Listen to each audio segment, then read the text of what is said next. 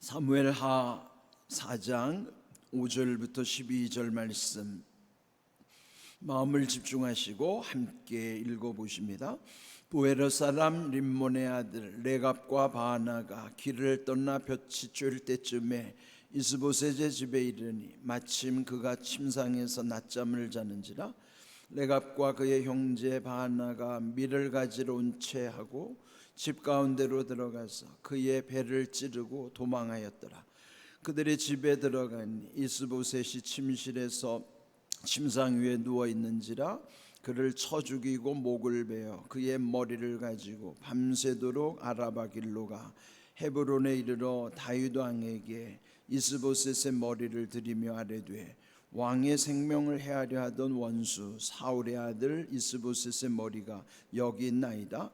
여호와께서 오늘 우리 주 되신 왕의 원수를 사울과 그의 자손에게 갚으셨나이다 하니, 다윗이 부에르 사람 림몬의 아들 레갑과 그의 형제 바하나에게 대답하여 그들에게 이르되, 내 생명을 여러 환난 가운데서 건지신 여호와께서 살아계심을 두고 맹세하노니, 전에 사람이 내게 알리기를 보라 사울이 죽었다 하며 그가 좋은 소식을 전하는 줄로 생각하였어도 내가 그를 잡아 시글락에서 죽여서 그것을 그 소식을 전한 갚음으로 삼았거든.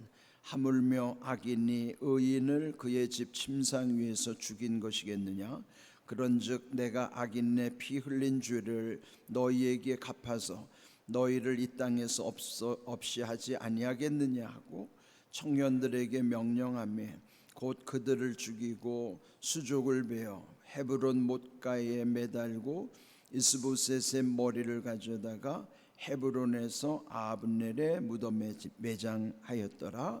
아멘. 성경 말씀을 통해서 하나님의 하나님 되심을 우리는 온전히 또 알고, 그 하나님의 하나님 되심을 통해서 우리 하나님이 얼마나 두려운 분이신가 그를 깨달아야 됩니다. 우리가 하나님을 일컬을 때 물론 하나님은 사랑의 하나님이시죠. 그렇지만 그 사랑은 무분별하거나 무절제한 사랑이 아니에요. 하나님의 사랑에는 반드시 공의가 있는 거예요. 그러니까 공의라 하는 것은 죄를 묵과하지 아니하시고 또 행한 대로 갚으시는 거예요. 그래서 하나님 앞에는 절대로 공짜가 없어요. 그러니까 공의의 하나님은 행한 대로 갚으신다 하는 것이죠. 오늘 읽은 말씀에도 보면은 다윗을 찾아온 두 사람이 있어요. 여기 오늘 5절을 보면은 레갑과 바하나라고 하는 형제인데, 그 두 형제가 음모를 꾸미는 겁니다. 그는 그들 지금 북쪽의 11지파의 왕으로 있는 이스보셋, 그러니까 이스보셋은 사울의 지금 그나마 남아있는 아들이에요. 사울과 세 아들이 이미 길보아 전투에서 죽었고, 그런데 그 남은 이스보셋을 아브넬이 이제 왕으로 삼은 거죠. 그러니 아브넬이 세운 왕이니까 얼마나 허접하겠어요. 그러니까 정통성이 없는 왕으로서 그도 그 정권을 유지하는 게 얼마나 불안할까요?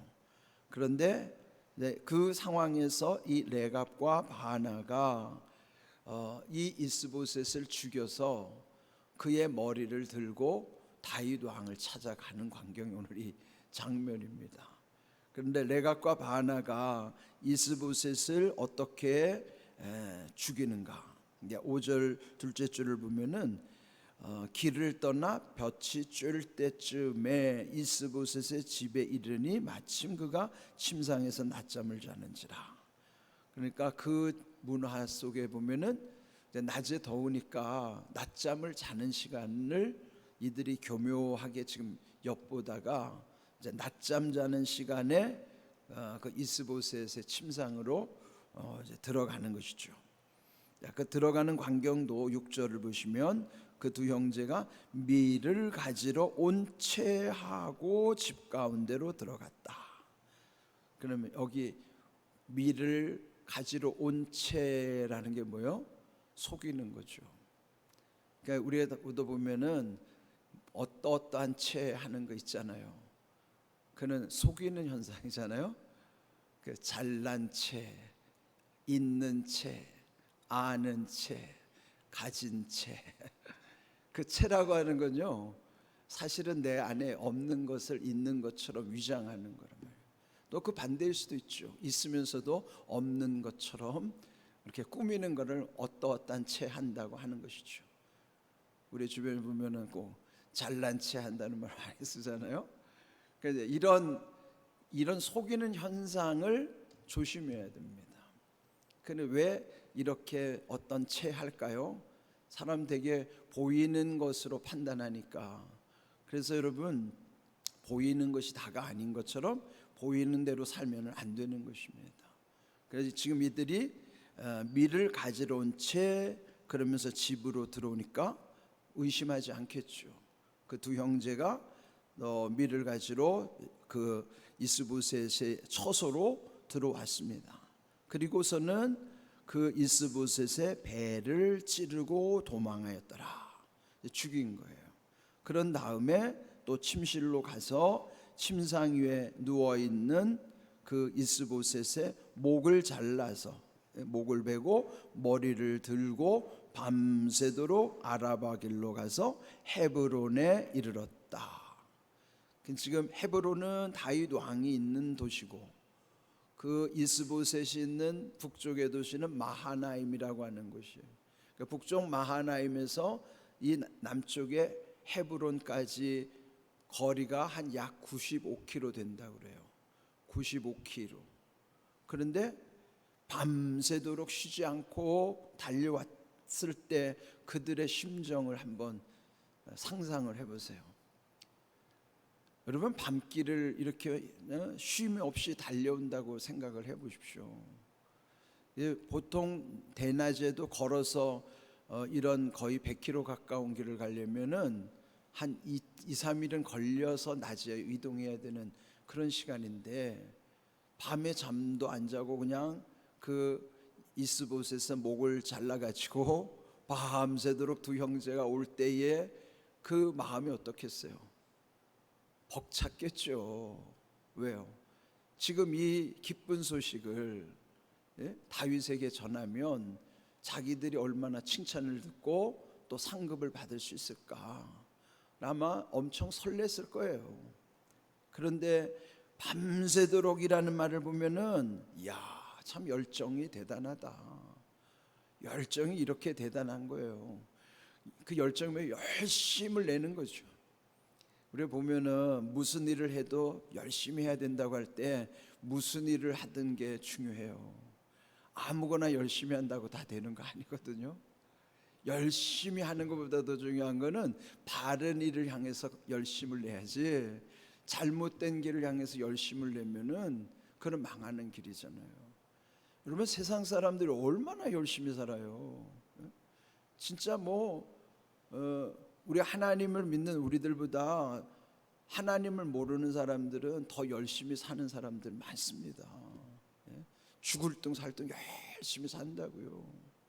그렇다고 해서 다 되느냐? 그렇지 않아요.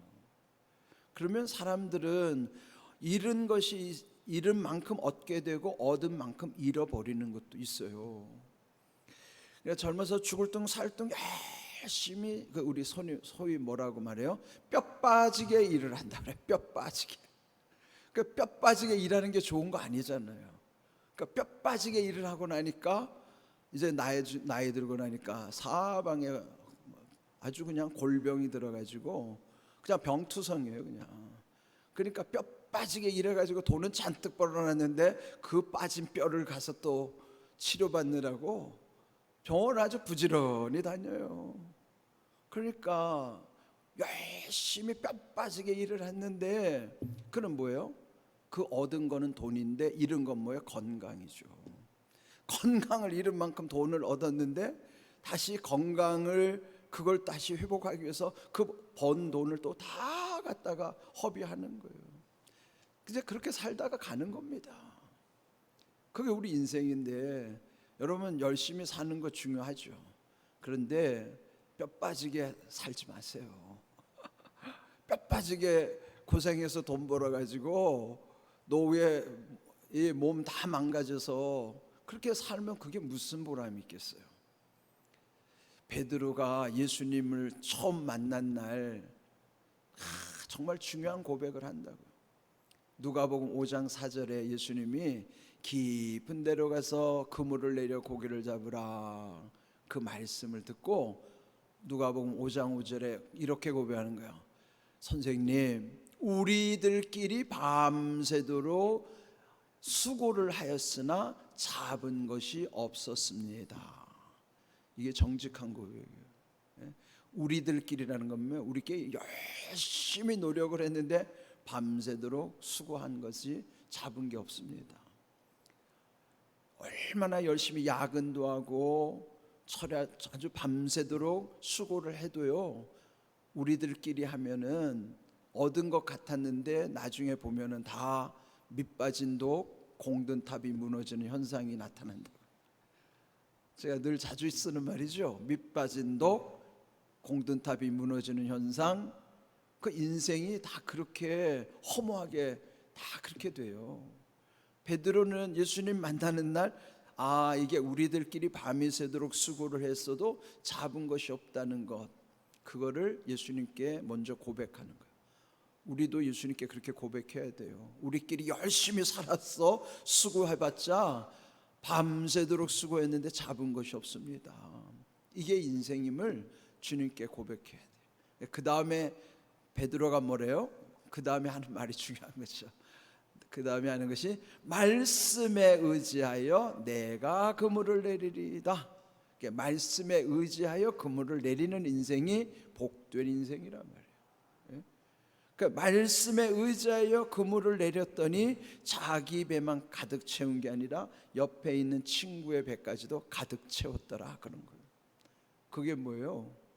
순종하는 사람에게는 이런 나에게만 유익한 게 아니라 내 옆에 있는 동료에게도 유익한 거예요. 함께하는 사람들에게도 복이 흘러가게 하는 거예요. 그게 축복의 통로로서의 삶이죠. 그러니까 여러분, 누가복음 5장 5절은 베드로의 고백이지만 구체적으로 나의 고백이 돼야 됩니다.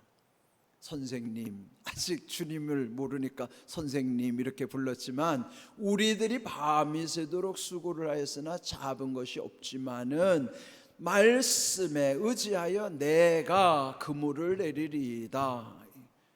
그러니까 우리의 방식 이제 포기하고 예수님 말씀에 순종하여 깊은 데로 가서 그물을 내려 고기를 잡겠습니다.